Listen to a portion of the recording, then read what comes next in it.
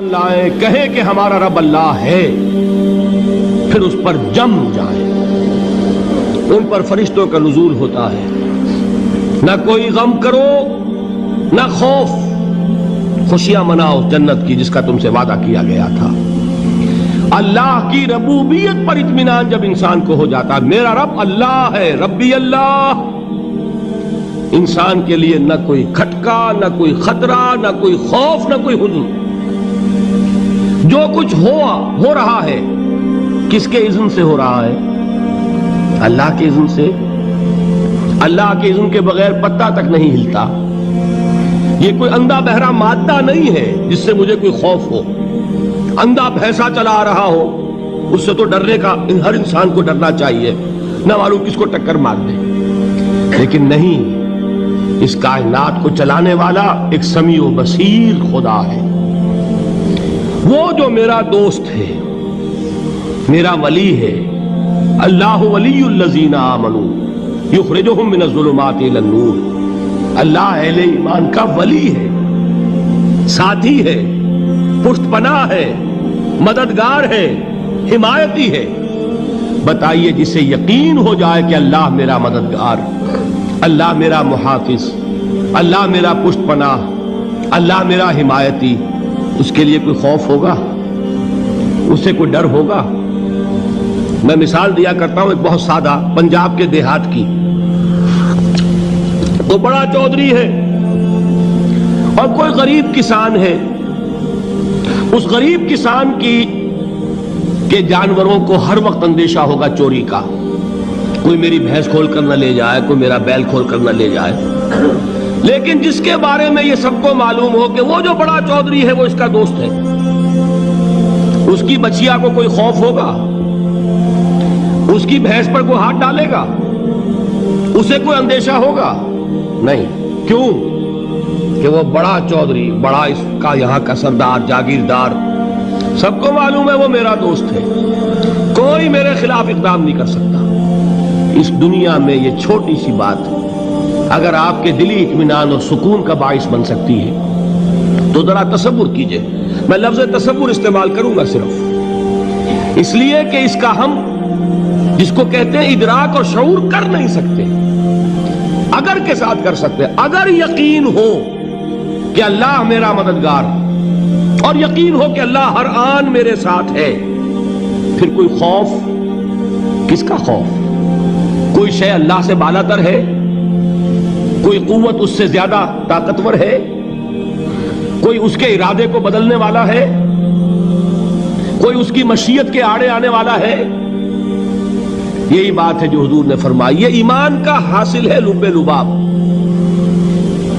کہ دیکھو اچھی طرح اس بات کو ذہن نشین کر لو، اگر تمام انسان مل کر تمہیں کوئی نقصان پہنچانا چاہے نہیں پہنچا سکتے، مگر جو کچھ اللہ نے لکھ دیا ہو، اور تمام انسان مل کر تمہیں کوئی نفع پہنچانا چاہے نہیں پہنچا سکتے، مگر وہ شے جو اللہ نے طے کر دی۔ آپ پھر میں کہوں گا ذرا طاری کیجئے، اسے فرض کیجئے، اسے سوچئے۔ اگر اس حدیث پر ہمارا دل ٹھکا ہوا ہو تو کسی سے ڈر ہوگا؟ یہ مجھے نقصان نہ پہنچا دے، یہ میری رپورٹ خراب نہ کر دے، یہ میری انکریمنٹ نہ رکوا دے، یہ میرا یہ نہ بگاڑ دے، یہ میرے یہ نقصان نہ پہنچا دے۔ اس کا ڈر، اس کا ڈر، اس کا خوف، اس کی خوشامد، اس کے لیے جا کر طرح طرح سے اپنی عزت نفس کو ذلیل کروانا اس کے سامنے، یہ سب کچھ کیوں کرتا ہے انسان؟ جب سمجھتا ہے کہ اس کے ہاتھ میں میرا کوئی نفع ہے، اس کے ہاتھ میں میرے لیے کوئی ضرر ہے، یہ مجھے کوئی غضب پہنچا سکتا ہے، یہ مجھے کوئی نقصان پہنچا سکتا ہے، یہ میرا کوئی کام بنا سکتا ہے، یہ میری کوئی ضرورت پوری کر سکتا ہے۔ اسی کا نام شرک ہے۔ جہاں آپ نے یہ سمجھا کہ غیر اللہ کے اندر کوئی طاقت موجود ہے، وہی شرک ہے۔ بتوں سے تجھ کو امیدیں، خدا سے نومیدی، مجھے بتا تو صحیح اور کافری کیا ہے؟ شرک تو یہ ہے۔ جس پر بھی تمہیں یہ خیال ہے، کلمہ ہے یہ کلمہ سوم، لا حول ولا قوت الا باللہ، ذرا اس پر دل کو کبھی اگر آپ تصور کریں، پھر فرض کریں، دل ٹھک جائے اس پر، کوئی طاقت نہیں۔ یہی بات تھی جو شیخ عبد القادر جیلانی رحمۃ اللہ علیہ نے اپنی وصیت میں اپنے بچے سے کہی. 11ویں دینے والے ہیں، لیکن حضرت شیخ عبد القادر جیلانی کی وصیت اور تعلیمات کو کتنے لوگ ہیں جو جانتے ہو؟ یہ جن مقامات تک پہنچے ہیں وہ کس چیز کی بدولت پہنچے ہیں؟ انہوں نے جو پیغام دیا وہ کیا تھا؟ اے میرے بچے، جس طریقے سے قرآن مجید میں حضرت لقمان کی نصیحتیں جو ہے نقل کر دی گئی ہیں، میں یہ عرض کروں گا بالفرض اگر قرآن حضرت عبد القادر جیلانی کے بعد نازل ہوا ہوتا تو شیخ عبد القادر کی یہ نصیحتیں بھی قرآن میں درج ہوتی. اتنی اونچی نصیحتیں ہیں. اے میرے بچے، اس حقیقت کو ذہن نشین کر لے، لا فاعل فی الحقیقت ولا مؤثر الا اللہ.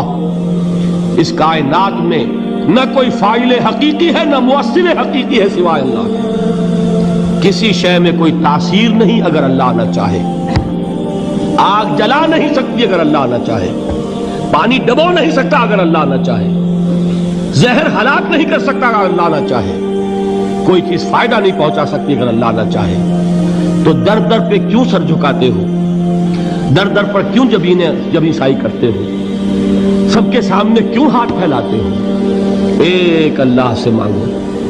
ایک اللہ کے سامنے زمین پر اپنی جبین رکھو. لا فاعل فی الحقیقت ولا مؤثر الا اللہ. نظر آتا ہے ہمیں کہ پانی پیاس بجھا دیتا ہے. پیاس بجھانے کی صلاحیت پانی میں نہیں ہے، اللہ کے اذن سے. کھانا بھوک مٹا دیتا ہے، بھوک مٹانے کی صلاحیت کھانے میں نہیں ہے، اذن رب میں. دیکھیے یہی یقین تھا. حضرت موسیٰ علیہ السلام کا واقعہ یاد کیجئے. سامنے سمندر آ گیا ہے، قوم دیکھتی ہے پیچھے کہ گرد و غبار کا طوفان ہے. معلوم ہوا کہ فرعون اپنے لشکر سمیت آ گیا ہے. لشکر جب چلتا تھا تیز رفتاری کے ساتھ تو گرد و غبار کا جو طوفان اٹھتا تھا اس کا تصور کیجیے. اور لمحہ بلمحہ وہ قریب آ رہا ہے. پوری قوم نے کیا کہا ہے؟ اے موسیٰ انا لمدرکون. اے موسیٰ ہم کو پکڑے گئے. قرآن مجید نے تو یہاں وہ باتیں نہیں لکھی ہیں، لیکن تورات میں یہ درج ہے کہ بنی اسرائیل جھگڑنے لگے، دست و گریبان ہو گئے موسیٰ کے ساتھ. موسیٰ ہمیں یہاں مروایا لا کر، اس سے تو ہم ہی بہتر تھے. وہاں کھانے کو ملتا تھا، زندگی تو تھی، بیگار ہم کر رہے تھے، موت تو نہیں تھی. اب جو کچھ ہوگا اس کا تصور کرو، جس طریقے سے ہمارے ٹکڑے اڑائے جائیں گے. تو لڑ رہے ہیں حضرت موسیٰ علیہ السلام سے. یہ تورات کی تفصیل ہے. قرآن میں صرف اتنا آیا ہے، پریشان ہو کر انہوں نے کہا انا لمدرکون. موسیٰ ہم تو پکڑے گئے. اس وقت موسیٰ کا جواب کیا ہے؟ کلا ان معی ربی سیہدین. نہیں، میرے ساتھ میرا رب ہے، وہ راستہ دے گا. بتائیے کہاں راستہ نظر آ رہا ہے؟ یہ ہے ایمان بالغیب. راستہ نظر نہ آئے تب اللہ پر یقین ایمان ہے. جیب میں پیسے ہوں اور تب دل کو اطمینان ہے تو ایمان کس پر ہوا؟ پیسے پر، اللہ پر نہیں. جب وسائل و ذرائع نہ ہو اور پھر یقین ہو کہ اللہ مسبب الاسباب ہے، وہ اسباب کا پابند نہیں ہے، وہ اسباب کا محتاج نہیں ہے، اسباب اس کے محتاج ہیں. اگر یہ یقین ہے تو اللہ پر ایمان ہے.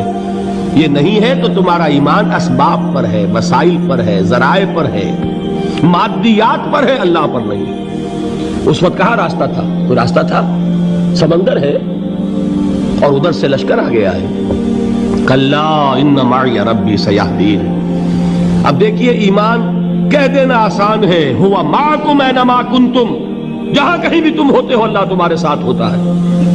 لیکن اس کا یقین قائم ہو جائے تو زمین و آسمان کا فرق واقع ہو جائے.